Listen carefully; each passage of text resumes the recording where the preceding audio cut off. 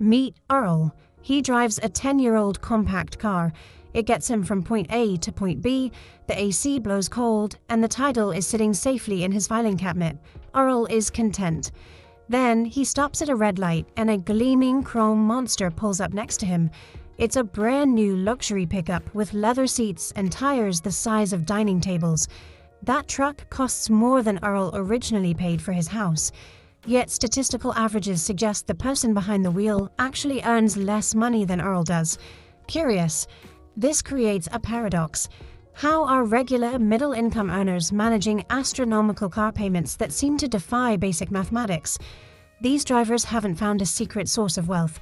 They've found a way to make the numbers work, or at least they think they have, by leaning on a system designed to turn massive debt into a digestible monthly bill. The automotive industry spends billions selling a lifestyle of rugged independence. Eventually, the marketing works, and Earl wanders onto a dealership lot to see what he's missing. He walks up to a shiny new truck and checks the window sticker. The price is $60,000. For Earl's budget, that number is a non-starter. But the salesperson doesn't want to talk about the $60,000. They pivot immediately to a single, much smaller question. What do you want your monthly payment to be? Suddenly, the focus shifts from a terrifying total price to a manageable $800 bill. Fixating on that monthly payment masks the total cost of the vehicle. It's the moment the buyer signs away their financial future for the next decade. Dealerships shrink that monthly payment by stretching the loan deep into the future. A standard car loan once lasted 3 or 4 years. Today, lenders routinely offer 7 or even 8-year terms to buyers. By stretching a loan to 8 years, the monthly payment drops, but total interest climbs vertically. Then comes negative equity, rolling an unpaid balance straight into the new loan. This creates a continuous hamster wheel of stacking old debt onto new debt. Between the marathon loan terms and the rolled over debt, buyers spend years paying premium prices for cars they technically no longer own. That $800 payment is a deceptive baseline. It ignores the day-to-day costs of keeping a heavy machine on the road. First, there is the mandatory full coverage and gap insurance required by the lender. Gap insurance covers the massive difference between what a car is worth and what you owe if it gets totaled. For a $60,000 truck, insurance premiums easily reach hundreds of dollars a month. Then there is the fuel. Commuting in a vehicle that gets 15 miles to the gallon becomes a $400 monthly habit very quickly. Finally, consider the repairs. Modern trucks are complex computers. Once the warranty expires, a single engine or transmission issue can trigger an invoice for $5,000 or more. This stacked area chart reveals the reality.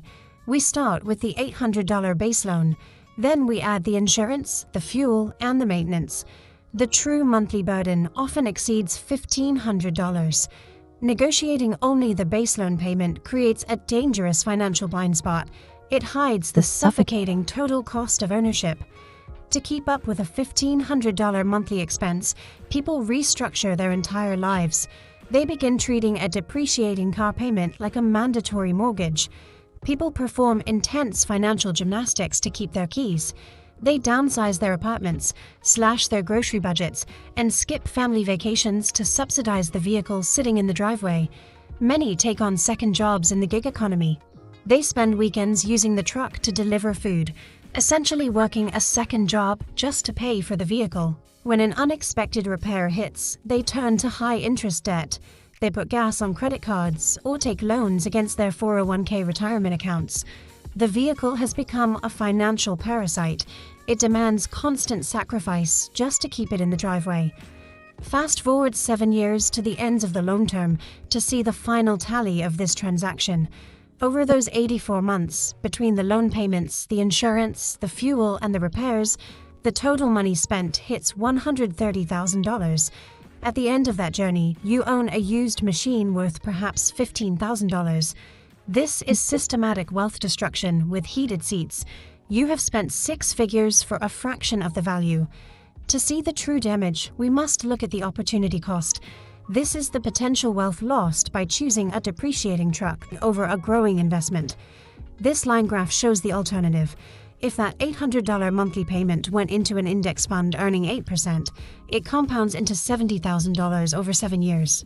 The gap between that $70,000 investment and a rusted truck's value represents the price of the automotive illusion. The industry uses emotional triggers to keep buyers from seeing this math.